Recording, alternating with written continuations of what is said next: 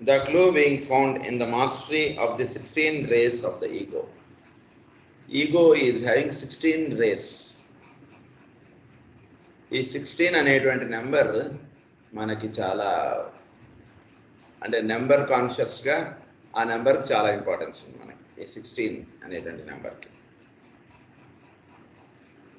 16 అనేటువంటిది మనం ప్రధానంగా ఒకానొక మంత్రం ఉంది. అది మనకి అది ఏంటంటే ఓం క్లీం కృష్ణాయ గోవిందాయ గోపీ జన వల్లభాయ స్వాహ.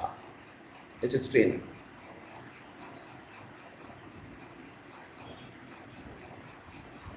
సో ఈ 16 అనేటువంటిది ఏంటంటే మన ఈగోయిక్ లోటస్కి సంబంధించినటువంటిది.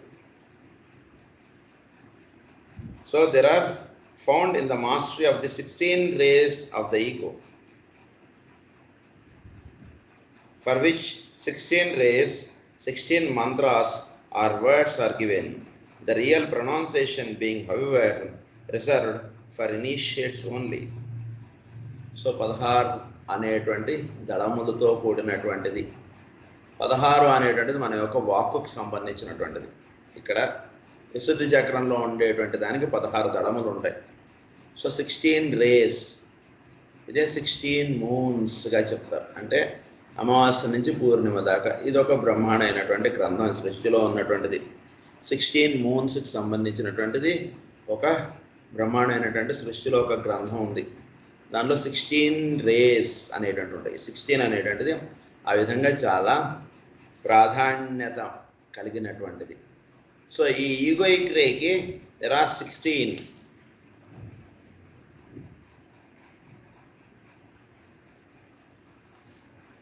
అని చెప్తున్నారు. The mystery of the 16 rays of the ego will be revealed when the force of the sacred tetraktys is merged with that of holy 12.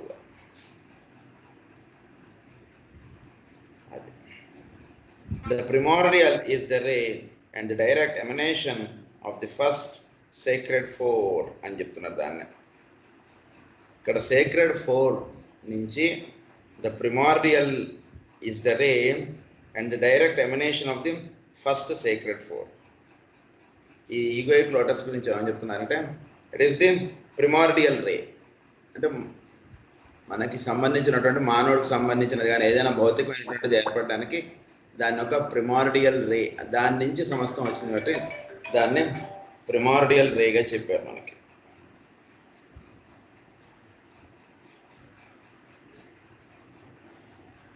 So the primordial is the ray and the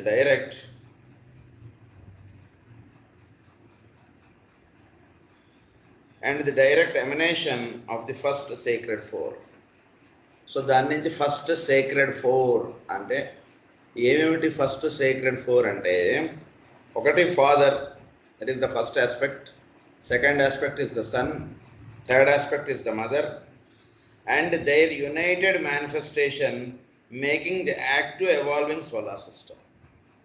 so ఈ మూడు కలిసి ఈ solar system evolve అవ్వడానికి help చేస్తున్నాయి. చూసారా? అంటే these three are giving an another function. ఈ మూడు వాటి ఫంక్షన్స్ చేస్తూ ఈ మూడు యొక్క కలయికతోటి ఎవాల్వ్ అవ్వడానికి కూడా సహకరిస్తున్నాయి అవి. అంటే ఫస్ట్ రే దాని యొక్క వర్క్, దాని యొక్క ఫంక్షన్ అది చేస్తుంది. సెకండ్ రే దాని ఫంక్షన్ అది చేస్తుంది. థర్డ్ రే దాని ఫంక్షన్ చేస్తుంది. But the unity of these three are giving an another function in this physical manifestation, that is the evolve.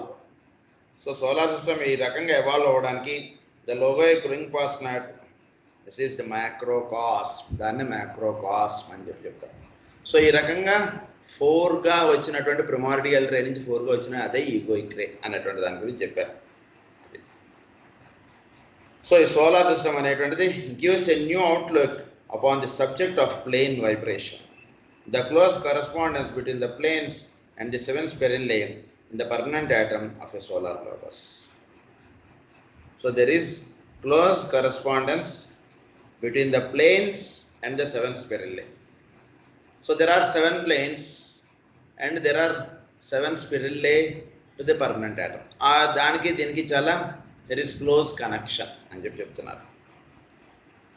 We have touched upon these spirally and their function very briefly, and can now approach the question of the egoic ray and the fire of mind from the subjective point of view, or in terms of fire.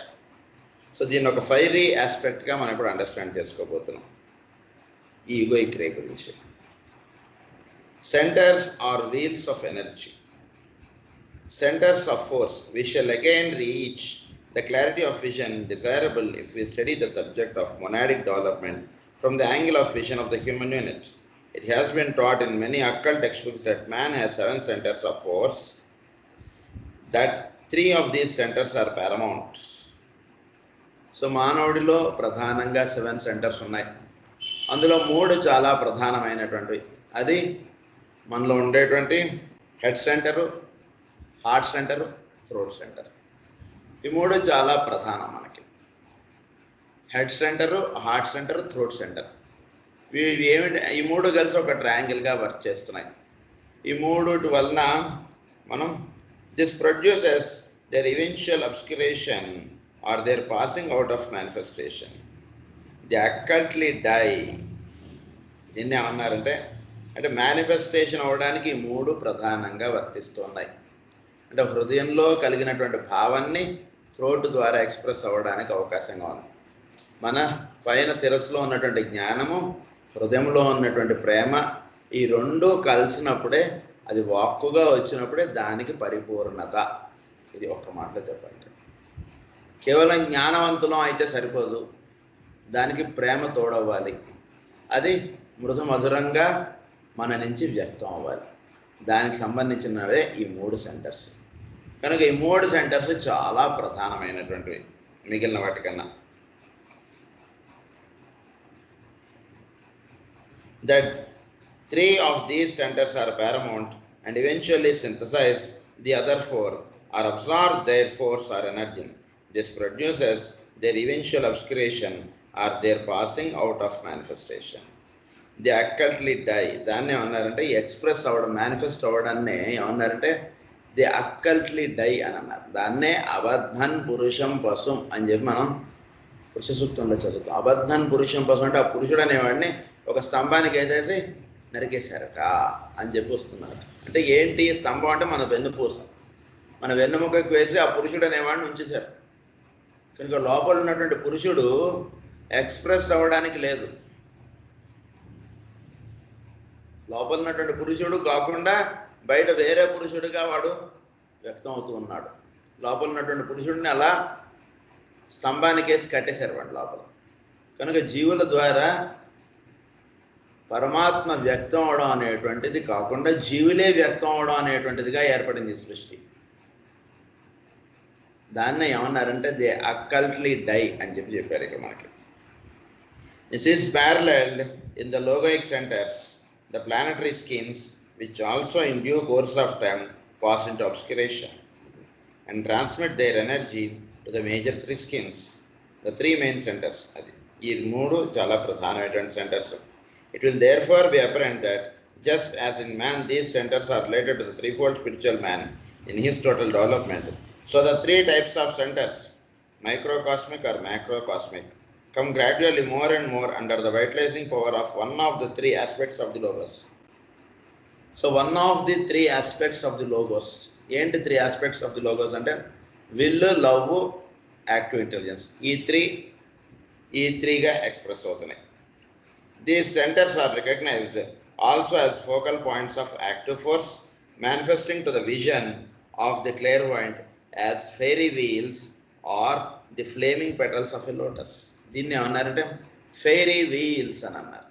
ఏంటి fairy wheels అంటే this is nothing but the force అంటే ఈ సెంటర్స్లో ఉండేటువంటి ఫోర్స్ని ఇంకొక రకంగా ఏమని చెప్తారంటే ఫెయిరీ వీల్స్ అని అన్నారు. దాన్ని manifesting to the vision of the clairvoyant as fiery wheels. వాటిలో ఎంతో అనంతమైనటువంటి శక్తి, కుండలిని శక్తి ఈ చక్రములలో నిండి ఉంది. కనుక are the flaming petals of a lotus. ఈ ఫెయిరీ వీల్స్ అనేటువంటివి ఫ్లేమింగ్ పెటల్స్ ఆఫ్ ఎ లోటస్గా టర్న్ అవుతాయి. సో ఫోర్స్ నుంచి పెటల్గా టర్న్ అవడం అనేటువంటి పెటల్స్ ఎక్కడ కూడా మన వాటిలో ఫోర్స్ ఉండదు, వాటిలో మృదుత్వం ఉంటుంది. సో ఆ మృదుత్వంతో కూడినటువంటి శక్తిగా ఇవి పరిణమిస్తాయి. సో వీడిలో ఉన్నటువంటి జ్ఞానము, వీడిలో ఉన్నటువంటి ప్రేమ, వీడి వాక్కు చాలా మృదు మధురముగా వస్తుందన్నమాట. అది ప్రధానంగా సాధించుకోవాల్సినటువంటిది. So the causal body or monadic heart centre. ఈ కాజల్ బాడీని ఏమని చెప్తారంటే ఈ మొనాడిక్ రేకి సంబంధించినటువంటి దానికి ఒక హార్ట్ సెంటర్గా చెప్తారు మనకి. అంటే ఏంటి, మొనాడ్ నుంచి దిగి వచ్చినటువంటిది కాజల్ బాడీ కనుక మొనాడ్ అనేటువంటిది దానికి కూడా 7 రేస్ ఉంటాయి. మొనాడ్కి 7 రేస్ ఉంటాయి, ఈగోకి 7 రేస్ ఉంటాయి. ప్రతి బాడీకి దెర్ ఆర్ 7 రేస్. 7 రేస్ అంటే number ray 1 is will aspect, ray 2 is love, ray 3 is active intelligence, ray 4 is ఇది కాంక్రీట్ మైండ్. అలా ఉన్నాయి కదా మనకి. Ray 6 is devotion, ray 7 is మనకి ఇలా. There are 7 rays. సో ఇలా మొనాడిక్ రే కూడా there are 7 rays. That the causal body is the correspondence in the monadic manifestation to the heart center. It is a flaming wheel of fire within the monadic auric egg, which embraces the 5 planes of monadic manifestation. So monadic manifestation is in 5 planes అని చెప్పారు మనకి. ఏంటి 5 planes అంటే, so ఈ monad అనేటువంటిది manifest అవడం అంటే ఫిజికల్ది తీసేస్తే ఆస్ట్రల్ నుంచి ఈ మొనాడ్ అనేటువంటిది 5 ప్లేన్స్గా ఉంటుంది. సో అందు గురించి there are 5 planes of manifestation అన్నారు. Within the monadic auric egg, which embraces the 5 planes of monadic manifestation. It is also seen as the 12-petaled lotus. దీన్నే 12-petaled lotusగా చెప్తారు. ఈ 12-petaled lotusకి చాలా విశేషమైనటువంటి అంతరార్థాలు ఉన్నాయి. అది మనకి అందివ్వడానికి మనకు భాగవతంలో ఇచ్చినటువంటి మంత్రం ఏంటంటే ఓం నమో భగవతే వాసుదేవాయ. ఇవి 12 అక్షరములతో కూడినటువంటి ద్వాదశాక్షరి మంత్రం. ఈ 12 కూడా దేహంలో ఉన్నటువంటి 12 మన దేహంలో ఉన్నటువంటి 12 భాగములకి ఈ 12 అక్షరములు కూడా సంకేతం. ఈ 12 భాగములు కూడా మన జ్యోతిష్ మార్గంలో చెప్పబడినటువంటి 12 రాసులకి సంకేతం. సో 12 రాసులు మనకి చక్కగా వాటిలో ఏ ఇబ్బందులు లేకుండా ఏర్పడడానికి ఈ మంత్రం చాలా విశ్లేషమైనటువంటి మంత్రం. ఈ మంత్రం గురించి చెప్తాను ఒక్క మాట. ఈ మంత్రం శ్రీకృష్ణుడి గర్భంలో ఉన్నప్పుడు దేవికి నారదుల వారు ఉపదేశిస్తారు. సో ఈ మంత్రం చేయడం వల్ల ఏమవుతుందంటే విశేషమైనటువంటి దేహభాగములు కలిగి పుట్టబోయేటువంటి పురాణ పురుషుడు భూమి మీదకి రావడానికి దేహభాగములు విశేషమైనటువంటి గుణములు కలిగి వర్తిస్తాయి అని చెప్తాడు ఆయన. అందు గురించి మంత్రాన్ని మీరు ధ్యానం చేయండి అని చెప్తారు. అందు గురించి ఆ మంత్రం గురించే ఇక్కడ ఈ 12-petaled లోటస్ అంటే అది అర్థం. సో ఇక్కడ ఈ 12-petaled లోటస్ అనేటువంటిది ఉంటుంటుంది. Of these 12 petals the innermost 3 are unrevealed. ఈ 12-petaled లోటస్ని మనం ఎలా చూడాలంటే 3 into 4గా చూడండి మీరు. 3 4s 12గా. సో అందులో ఫోర్త్ పార్ట్ అంటే లోపల ఆ 3 petals మనకి కనబడవండి, మిగిలిన 9 petals మాత్రమే గురించే మనకి తెలియబడుతుంది అనేటువంటి విషయం ఇప్పుడు ఎక్స్ప్లెయిన్ చేస్తారు మనకి. So 3 are unrevealed or are embryonic and innermost, and hence the causal body is frequently considered as the 9-petaled lotus. ఈ 9-petaled మనం causal body గురించి మనం చెప్పుకున్నాం. there are 9 అనేటువంటిది. సో ఇక్కడ 9-petaled లోటస్గా మనం కాజల్ బాడీని చూస్తాం. దానికి పైన ఉన్నటువంటివి 3 petals. సో కాజల్ బాడీలో రిప్రజెంట్ అయ్యేటువంటి 9 petals అన్నమాట. Are as a wheel of fire with only 9 spokes or rolls. This is essentially true as regards the evolutionary process. But when a man has succeeded in awakening or unfolding the 9 petals or arousing the fire of 9 spokes or rolls, the inner 3 are revealed. So ఎవడైతే ఈ 9 cross చేస్తాడో వాడికి inner 3 are revealed. ఇది 10 or 12 అన్నట్టుగా వస్తుంటుంది మనకి. 10 అయినా సరే అది 12గా అయినా సరే ఒకటేనండి అర్థం అని చెప్తారు మనకి.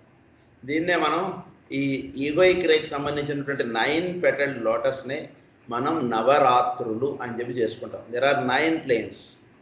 ఈ 9ని క్రాస్ అయ్యి వెళ్ళిన వాడికి ఆ 3 అనేటువంటిది అందివ్వబడుతుంది అని చెప్తున్నారు. లేదా ఆ 9 దాటి వెళ్ళినటువంటి వాడికి అప్పుడు దెన్ వచ్చేటువంటి సంఖ్య ఏంటంటే 10. సో అందు గురించి నవరాత్రులు అని చెప్పి చేస్తాం. ఎప్పుడైతే నవరాత్రులు అనేటువంటివి మనం చేస్తామో తద్వారా జీవుడు అనేటువంటి వాడు ఉండడం అనేటువంటిది పోతుంది. ఇంకా ఈగోయిక్ రే అనేటువంటిది పోయి వీడెళ్ళి ఆ హయ్యర్ రేస్లో వెళ్ళి కలిసిపోవడం అనేటువంటిది. సో అప్పుడు ఉండేటువంటి నెంబర్ ఏంటంటే 10. So it is 10 or 12.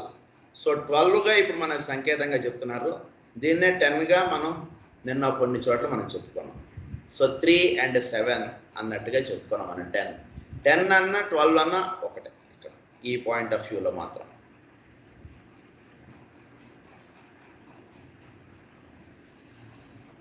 So the inner consummated at the 3 major, the inner 3 are revealed. They respond to the monadic vibration, to the aspect of pure spirit. It is the stimulation or revelation of these inner petals by the one initiator at the 3rd and 4th initiations, which brings about the final conflagration and the blazing up of the causal body with the subsequent liberation of the central positive life or force. So ఏం జరుగుతుందంటే ఈ 9 పెటల్డ్ lotus అనేటువంటిది egoic రేలో ఉంటుంది. దానికి పైన 3 పెటల్డ్ lotus అనేటువంటిది monadic రేలో ఉంటుంది. So ఈ 9 పెటల్డ్ లోటస్ అనేటువంటిది 3 ప్లేన్స్లో ఉండేటువంటి 3 పెటల్డ్ లోటసెస్గా ఇది రిప్రజెంట్ అవుతుంది. సో 3 ప్లేన్స్లో ఉన్నటువంటివి 3 పెటల్డ్ లోటస్ మొత్తం కలిపితే ఇదే 9 పెటల్డ్ లోటస్ అవుతుంది. సో ఈ 3 ఈ మూడింటిని క్రాస్ చేసి వెళ్ళినటువంటి వాడికి దాని యొక్క దర్శనం అవుతుంది. అయితే దీన్నే ఈ 3 ప్లేన్స్లో ఇది క్రాస్ చేయడాన్నే 3rd ఇనిషియేషన్ వచ్చినటువంటి వాడికి అని చెప్పారు కదా. అప్పుడు 3rd ఇనిషియేషన్ ఎవరికైతే వస్తుందో వాడికి ఆ లోపల ఉన్నటువంటిది బోధపడుతుంది. అప్పుడు వాడికి ఇచ్చేటువంటిది ఏంటంటే 4th initiation. So then he will be given the 4th initiation. So ఎవరికి 4th ఇనిషియేషన్ ఇవ్వబడుతుందంటే ఈ 3 ప్లేన్స్లో వాడు ఇనిషియేట్ అయినటువంటి వాడికి అప్పుడు ది రాడ్ అనేటువంటిది వాడికి హయ్యర్ ఇనిషియేషన్స్ అనేటువంటివి ఇవ్వబడతాయి. సో అది విషయం ఇక్కడ. దాన్నే the 12 petalled egoic lotus. Solar fire is dual. So మనలో ఉండేటువంటి సోలార్ ఫైర్ అంటే సెకండ్ ఫైర్. ఇది డ్యూయల్ రోల్ ఉంది అంటున్నారు. ఒకటి అది మ్యాటర్ ఆస్పెక్ట్గా పనిచేస్తుంది, అంటే మ్యాటర్ తోటి లింక్గా, ప్లస్ మైండ్ ఆస్పెక్ట్గా కూడా మనలో పనిచేస్తుంది. అంటే 2 లింక్స్ దానికి, matter aspect and mind aspect. So అందు గురించి దాన్ని ఏమని చెప్తారంటే this makes man the 6-pointed star. So ఈ సోలార్ రే అనేటువంటిది 2 యాంగిల్స్లో పనిచేస్తుంది కాబట్టి అది 2 ట్రయాంగిల్స్గా చెప్తారు. 2 rays, that is 2 times the petal, అంటే 2 3 6.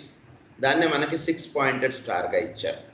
సో ఈ 6-pointed స్టార్ అనేటువంటిది for each of these fires is a triple.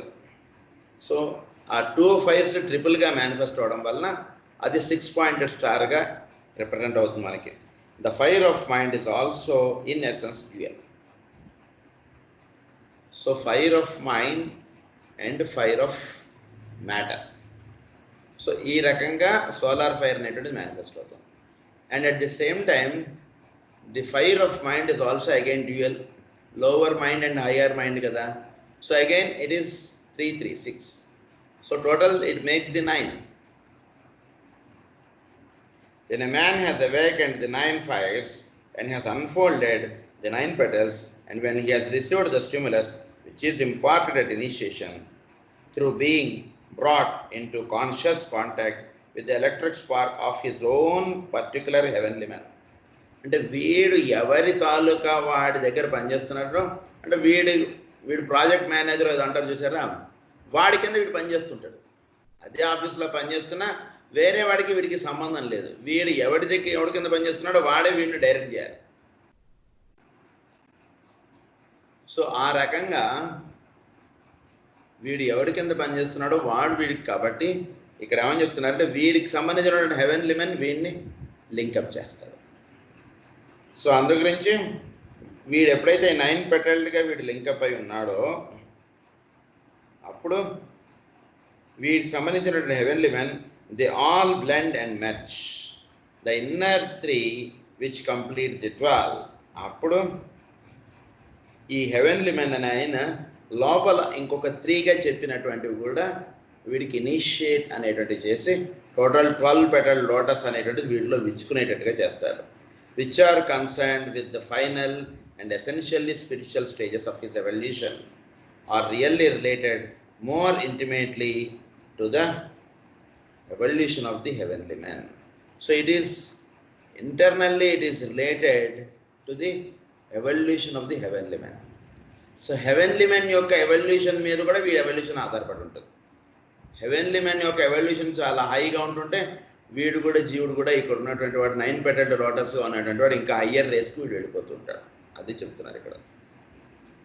He receives himself in contacting the logoic electric spark or the pure spirit aspect of the logos. Pure spirit aspect of the logos వీటిని పనిచేస్తుంటుంది. It should here be noted that this 9-fold development is hinted at the secret doctrine in various places where HPB deals with the Kumaras or the heavenly men, or of whom the microcosm is a reflection. So ఈ 9 పెటల్డ్ లోటస్ని madam HP Blavatsky secret డాక్టర్లో అనేక చోట్ల represent చేసి చెప్పారు. ఆవిడ ఏం చెప్పారు అనేటువంటిది ఇప్పుడు మనం చదువుకుందాం. She calls them the lords of knowledge. ఈ 9 పెటల్డ్ లోటస్గా వర్తిస్తూ ఉండేటువంటివి ఏంటంటే ది లార్డ్స్ ఆఫ్ నాలెడ్జ్,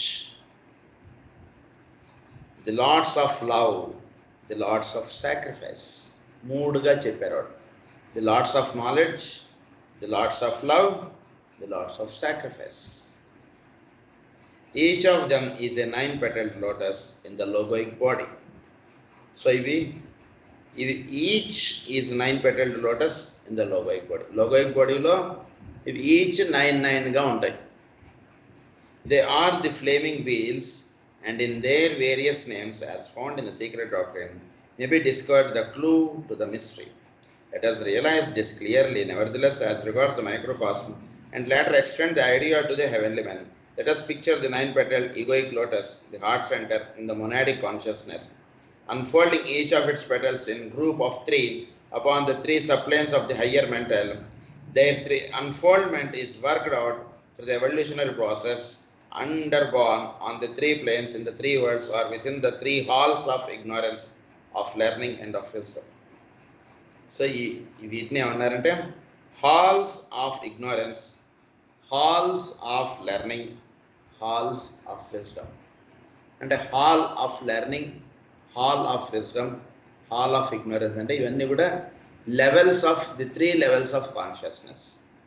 అదే 9 పెటల్డ్ లోటస్, అది 3గా చెప్పారు కాబట్టి ఆ 3 ప్లేన్స్కి చెప్పినటువంటి మేడం బ్లావెట్స్కి గారు చెప్పినటువంటి పేర్లు ఇవి. సో వాటి గురించి కాస్త వివరంగా ఇప్పుడు మనకి 9 పెటల్డ్ లోటస్ అంటే అది మనకి ఏ విధంగా సాధింపబడుతుంది, ఈ 9 పెటల్డ్ లోటస్ పొందిన తర్వాత ఆ హయ్యర్ 3గా ఉన్నటువంటి ఆ 3 పెటల్డ్ లోటస్ ఏ విధంగా వీడికి అందివ్వబడుతుంది అనేటువంటి విషయం ఇప్పుడు మనకి చెప్తున్నారు. First group of petals knowledge petals. So మనకి ఇవే 3 పేర్లుగా చెప్పారు. Lords of knowledge, lords of love and lords of sacrifice. అందులో ఇప్పుడు ఫస్ట్ గ్రూప్ ఆఫ్ పెటల్స్ని వాటిని నాలెడ్జ్ పెటల్స్ అని అన్నారు. So the petal of knowledge for the physical plane through the breaking of the law and the ensuing suffering the price of ignorance is paid and knowledge is achieved. So ఇక్కడ ఏం జరుగుతుంది? Through the breaking of the law and the ensuing suffering, మనం ఎప్పుడైతే ఈ సృష్టిలో ఉన్నప్పుడు లాని మనం ఎప్పుడైతే బ్రేక్ చేస్తామో దానివల్ల మనకు సఫరింగ్ అనేటువంటిది ఉంటుంది. ఎప్పుడు కూడా ఈ సృష్టిలో ఇది ఉంటుంటుంది, అది బాగా గుర్తుంచుకోవాలి మనం. Whenever the law is broken, suffering will automatically be followed. So లాని ఎప్పుడు కూడా మనం బ్రేక్ చేయకూడదు. అంటే సృష్టిలో ఉన్నటువంటి లాస్ని ఎవరైతే ఫాలో అవుతుంటారో వాళ్ళు గొప్పవాళ్ళు కాకపోవచ్చు కానీ వాళ్ళు ఎప్పుడు కూడా సంతోషంగా జీవించేటువంటి వాళ్ళు. సృష్టిలో ఉన్నటువంటి లాస్ని బ్రేక్ చేసి మనం చాలా బిజీ పర్సన్స్ అని అనుకునే వాళ్ళందరికీ కూడా suffering is inevitable. So suffering the price of ignorance, వాళ్ళకి సఫరింగ్ అనేటువంటిది ఉంటుంది. The price of ignorance is paid, అప్పుడు దానికి సఫరింగ్ అనేటువంటిది ఉంటుంది. అండ్ నాలెడ్జ్ ఈజ్ అచీవ్డ్, దాని ద్వారా నాలెడ్జ్ పొందుతాం. ఎందుకంటే ఇది కరెంట్ వైరు, దీన్ని ముట్టుకుంటే మనకు షాక్ అవుతుంది కనుక దాన్ని ముట్టుకోకూడదు అనేటువంటి నాలెడ్జ్ ఎప్పుడు వస్తుంది? దాన్ని ముట్టుకుంటే అప్పుడు వస్తుంది. సహజంగా సృష్టిలో కొన్ని లాస్ ఉన్నాయి, అది తెలియకపోయినా లేదా దాన్ని ఫాలో అవ్వకపోయినా, ఎవడు ఫాలో అవ్వకపోయినా సరే వాడికి షాక్ కొడుతుంది. ఇది వీడు ఎలక్ట్రిసిటీ కనుక్కున్నటువంటి వాడు కాబట్టి వాడికి షాక్ కొట్టడం అనేటువంటి తప్పు. లేదా వీడు ఏపీ జెన్కో లేదా ఈ ఎలక్ట్రిక్ డిపార్ట్మెంట్ వీడికి చీఫ్ కాబట్టి వీడికి షాక్ కొట్టకూడదు, ఇలాంటిది ఏది ఉండదు సృష్టిలో. సృష్టి యొక్క లాస్ అంటే it works on each and all, అందరి మీద ఆ లాస్ పనిచేస్తుంటాయి. సో ఎప్పుడైతే లా అనేటువంటిది బ్రేక్ చేస్తామో దానికి సఫరింగ్ ఉంటుంది. తద్వారా జీవుడు నాలెడ్జ్ పొందుతాడు. ఇలాంటి లాస్ అనేటువంటివి ఉన్నాయి, వాటిని మనం ఎప్పుడు కూడా బ్రేక్ చేయకూడదు, వాటిని దర్శించుకుంటూ జీవించాలి అనేటువంటిది వాడు పొందేటువంటి knowledge. This unfoldment is brought about through physical plane experience. ఈ అన్ఫోల్డ్మెంట్ అనేటువంటిది ఫిజికల్ ప్లేన్లో వాడు జీవిస్తూ ఉండే ద్వారా వాడు ఎక్స్పీరియన్స్ పొందేటువంటిది. తద్వారా ఎప్పుడైతే వాడు ఈ ఎక్స్పీరియన్స్ పొందుతాడో వాడిలో ఫస్ట్ 3 పెటల్స్ అనేటువంటివి విచ్చుకుంటాయి. అంటే అప్పుడు వాడు చేయకూడని పనులు వాడు చెయ్యడు, చేయవలసినవే చేస్తాడు. అనవసరమైనటువంటి వాటిల్లో వాడు చేతులు పెట్టడు, అనవసరమైన వాటి జోలికి పోడు. సృష్టిలో ఉన్నటువంటి లాస్ని వాడు అనుసరిస్తూ ఉంటాడు. సృష్టిలో ఉన్నటువంటి లాస్ని ఎప్పుడు కూడా వాడు బ్రేక్ చేయడు. సృష్టిలో ఉన్నటువంటి లాస్ అనేకం, అవన్నీ కూడా మనం ఎప్పుడు చెప్పుకుంటూనే ఉన్నాం కాబట్టి ఇప్పుడు ఆ పాయింట్ మనం చెప్పుకోకర్లేదు. The petal of love for the physical plane. So what is the petal of love for the physical plane? Unfolds through physical relationships and the gradual growth of love. So మన చుట్టూతో ఉండేటువంటి physical relationships అనేటువంటివి ఉన్నాయి మనకి. So వాటి ద్వారా మన చుట్టూతో ఉండేటువంటి వాళ్ళతోటి మనం సరదాగా జీవించాలి, ప్రేమపూర్వకంగా ఉండాలి. వీడితోటి మనం ఎందుకు మాట్లాడాలి లేదా వీడితోటి మనకేంటి పని అన్నటువంటిది ఎప్పుడు కూడా పనికిరాదు. చెట్టు ఉంది లేదా అనేక రకాలైనటువంటివి ఉన్నాయి సృష్టిలో, అవి ఏవి కూడా వీడికి మాత్రమే మనం కాయలు ఇద్దాం, వీడికి మాత్రమే పళ్ళు ఇద్దాం అనేటువంటిది అనుకోవట్లేదు కదా. కనుక అవి ఎట్లయితే అనుకోవట్లేదో జీవుడు అనేవాడు కూడా ప్రత్యేకంగా వాడు ఫలానావి అంటేనే వాడికి ఎక్కువ ఇష్టమైనటువంటి వాళ్ళు లేదా ఫలానా వాళ్ళు అంటే వాడికి పడనటువంటి వాళ్ళు, ఈ రకంగా వాడు ఎప్పుడూ కూడా ఉండకూడదు జీవితంలో. And the gradual growth of love from love of self to love of others.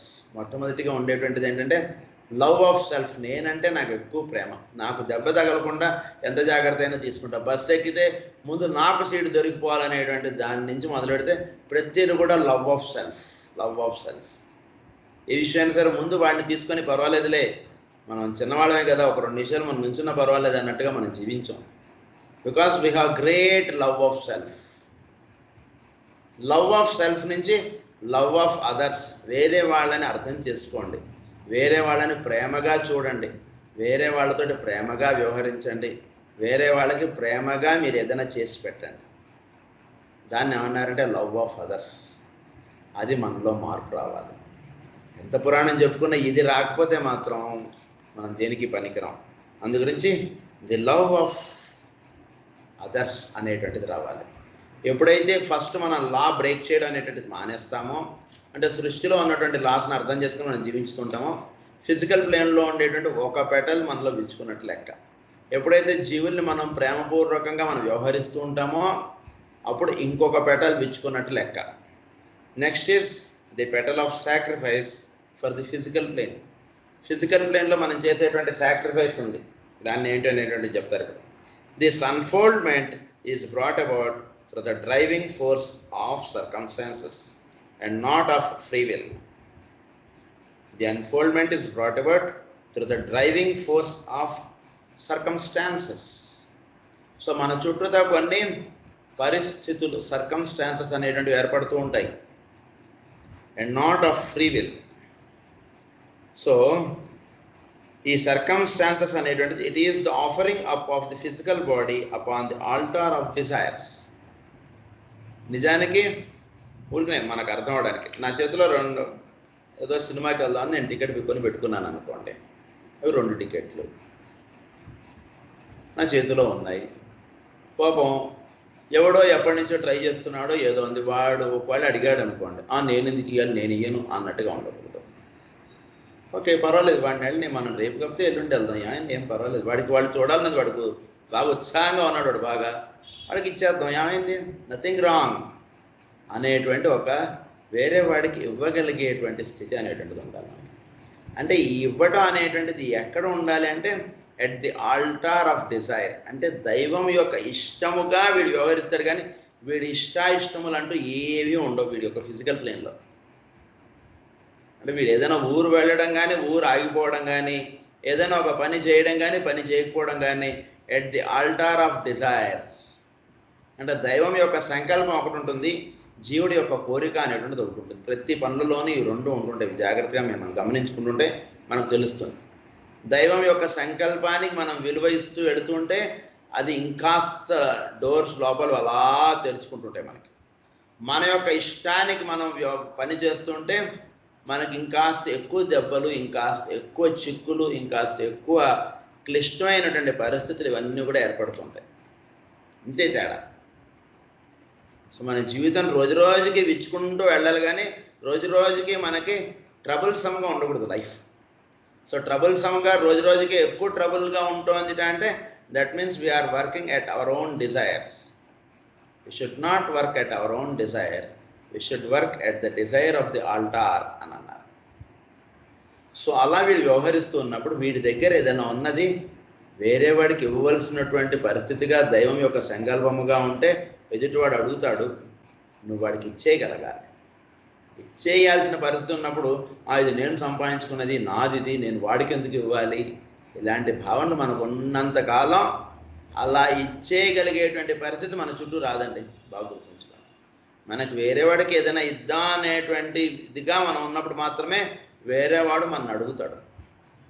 మనకి నేను వాడికి ఎందుకు ఇవ్వాలి, నాదిది అని భావిస్తున్నంత వరకు మాత్రం వేరే వాడికి ఇచ్చేటువంటి అవకాశం మనకి ఇవ్వబడదు. కనుక వేరే వాడికి ఇద్దాం అనేటువంటి భావన మనం ఎప్పుడు కూడా పెంపొందించుకుని ఉంటుండాలి. అది భగవంతుడి యొక్క సంకల్పముగా వేరే వాడు మన నుంచి కోరుతాడు. అది కోరినప్పుడు మన వస్తువే, మనం బాగా ఇష్టపడేటువంటి వస్తువే, అది వాడికి ఇచ్చేయగలగాలి. ఫ్రీగా హాయిగా సంతోషంగా తీసుకో, ఆడుకో, ఉంచుకో, నువ్వు చక్కగా దీన్ని వాడుకో అని చెప్పి ఇచ్చేయగలగాలి. మనం సంతోషంగా ఇవ్వగలుగుతుంటే that means the third petal of the physical plane మనలో అన్ఫోల్డ్ అయినట్టు లెక్క. దాని గురించి ఇంకొంచెం చెప్తున్నారు. It is the offering up of the physical body upon the altar of desire. మన యొక్క ఫిజికల్ బాడీ కూడా ఆయన యొక్క డిజైర్కి మనం వదిలేయగలగాలి. So it is you have to decide, not me అన్నట్టుగా ఉండగలగాలి. Low desire to begin with but aspiration towards the end. So ఇది చిన్నదిగా మొదలవుతుంది, but aspiration at the end చాలా విశేషమైనటువంటిదిగా ఉంటుంది. తర్వాత దో స్టిల్ డిజైర్, అది కూడా డిజైర్ అని చెప్పారు. As man in the early stages of his evolution is polarised on the physical, much of this is undergone unconsciously and without any realization of what is being consummated, but the result is the causal body. But the result in the causal body is seen in a twofold increase of heat or of activity. So ఈ రకంగా జీవిస్తున్నప్పుడు there is twofold increase of the activity అనేటువంటిది ఉంటుంది causal బాడీలో. The physical permanent atom becomes radioactive or a radiant point of fire. ఇది ఎప్పుడైతే జరుగుతుందో ఇవి 3, అప్పుడు మనలో ఉండేటువంటి ఈగోయిక్ రేలో లేదా ఈ కాసల్ బాడీలో ఈ ఫిజికల్ పర్మనెంట్ యాటమ్ ఒక రేడియంట్గా పనిచేస్తుంటుంది. It becomes radioactive. వీడి యొక్క భౌతికమైనటువంటి వీడు ఎక్కడైతే ఉంటుంటాడో ఆ చుట్టతో ఒక విశేషమైనటువంటి కాంతి ఉంటుంది, ఒక చక్కటి దివ్యమైనటువంటి ఒక వాతావరణం అనేటువంటిది ఉంటుంటుంది వీడు ఎక్కడున్నా సరే. అది ఫిజికల్ పర్మనెంట్ యాటమ్ రేడియంట్ అవ్వడం అంటే. The lower 3 petals become vibrant and begin to unfold until fully developed. అది ఫుల్గా డెవలప్ అయిపోవాలి. అవి అప్పుడు ఇలా జీవిస్తూ ఉండడం ఇవియే జీవితంగా అయిపోయినటువంటి వాడికి అది ఫుల్గా వైబ్రేట్ అయిపోయి ఆ 3 రేకులు కూడా 3 పెటల్స్ కూడా ఫిజికల్ ప్లేన్కి సంబంధించిన అలా విచ్చుకుని ఉంటాయి. అది ఒక ఇది జరిగినప్పుడు 9 పెటల్స్లో 3 పెటల్స్ ఈ రకంగా విచ్చుకుంటాయి. ఇప్పుడు నెక్స్ట్ సెకండ్ గ్రూప్ చెప్తున్నారు. ఇప్పుడు మనకి second group of petals love petals అన్నారు వీటిని. The petal of knowledge. ఇక్కడ కూడా పెటల్ ఆఫ్ నాలెడ్జ్ ఉంటుంది, petal of love, petal of sacrifice. 3 petals ఉన్నాయి ఇక్కడ కూడా. అందులో పెటల్ ఆఫ్ నాలెడ్జ్ అంటే ఏంటో చెప్తున్నారు. For the astral plane. ఇది ఆస్ట్రల్ ప్లేన్ సంబంధించినటువంటి పర్మనెంట్ ఆటమ్ది.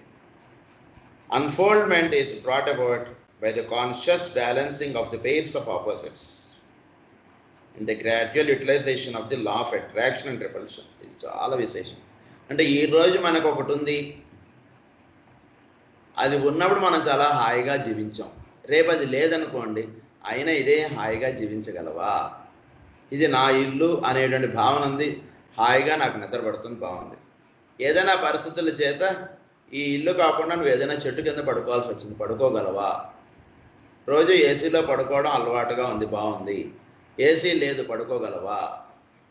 చూసుకోండి. సృష్టిలో ఈ ద్వంద్వములు అనేటువంటివి ఉన్నాయి. రోజు నాకు బండి మీద వెళ్ళటం అలవాటు, ఈరోజు బండి లేదు, ఏదైనా బస్సులో వెళ్ళగలవా? ఎప్పుడైనా సరే నేను వాల్వో బస్సులో వెళతాను, ఇప్పుడు వాల్వో బస్సు కాదు, ఎర్ర బస్సు, వెళ్ళగలవా? అలా ప్రతిదీ కూడా ది 2 ends మనని మనం చూసుకోవాలి. సో 2 ఎండ్స్లోనూ ఏ ఎండ్లో అయినా సరే నాకు పర్వాలేదు అన్నట్టుగా జీవించేటువంటి వాడికి ఈ పెటల్ గురించి చెప్తున్నారు. దాన్నే the law of attraction and repulsion.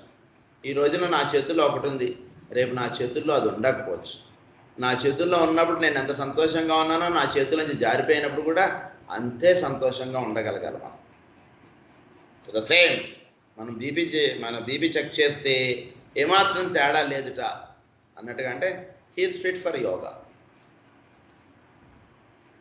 The man passes out of the hall of ignorance where from the egoic point of view he works blindly and begin to appreciate the effects of his physical plane life. By the realization of his essential duality, he begins to comprehend causes. So వీడు ఏమవుతుందంటే ఈ లా of attraction and repulsion అనేటువంటిది వీడిలో వర్తిస్తుంటుంది. అది ఎలా ఉన్నా సరే మనం జీవించగలగాలి, చాలా సంతోషంగా జీవించగలగాలి. చాలా బాగుంటుంది. కృష్ణుడి యొక్క జీవిత చరిత్ర మనం పురుషమేధంలో చదువుతున్నప్పుడు ఈ రకమైనటువంటి డిఫరెన్స్ మీకు చక్కగా చూపిస్తాను. సో వాళ్ళందరూ కూడా వెళ్ళిపోయినప్పుడు కృష్ణుడు ఒక్కడే కూర్చుని అలా వేణువు వాయించుకుంటూ ఉన్నట్టుగా చాలా బాగుంటుంది. తర్వాత అక్కడికి వచ్చి ఉద్ధవుడు చేరినప్పుడు వాళ్ళ సంభాషణ కానీ ఇవన్నీ మనం చదువుకుంటుంటే వాళ్ళందరూ ఉన్నారు, బాగున్నారు, వాళ్ళందరూ ఎవరూ లేరు, ఎలా ఉన్నాడు అంటే ఏమన్నా చిన్నప్పటి సంగతులు చెప్పు, సరదాగా మాట్లాడుకో, ఇదంతా అయిపోయింది అని బాధపడుతున్నావు అంటే బాధ ఏముంది, బాధ ఏం లేదన్నట్టుగా ఉంటుంది. చాలా బాగుంటుంది ఆ సంభాషణ. So the law of attraction and repulsion అనేటువంటిది మనలో ఈక్వల్గా ఉండాలి. ఈరోజు నలుగురు మన ఇంట్లో ఉన్నారు, చాలా బాగుంది, సంతోషంగా ఉంది. రేపు నలుగురు వెళ్ళిపోయారు, అయినా నువ్వు సంతోషంగా ఉండగలవా? మన పిల్లలను మనం వాళ్ళని ఎంతో ప్రేమగా చిన్నప్పటి నుంచి పెంచాం, వాళ్ళకి రెక్కలు వచ్చి వాళ్ళు ఏదో అమెరికాలో అవి వెళ్ళిపోయారు, అయినా నువ్వు సంతోషంగా